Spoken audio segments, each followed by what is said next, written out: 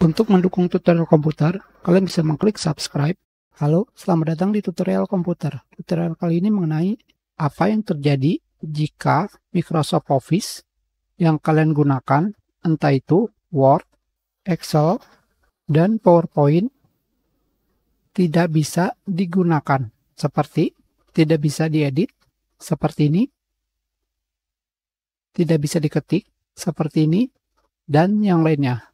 Itu karena pada bagian atas, kalian bisa melihat pada setiap aplikasi Microsoft Office terdapat keterangan unlicensed product. Dan di bagian bawahnya terdapat keterangan lagi fitur pada Microsoft Office telah dinonaktifkan karena aplikasi Microsoft Office belum diaktifasi. Jika kalian mengklik Activate,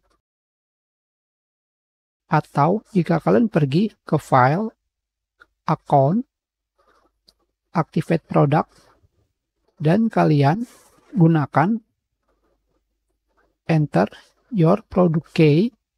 Di sini kalian gunakan kunci produk yang kalian miliki.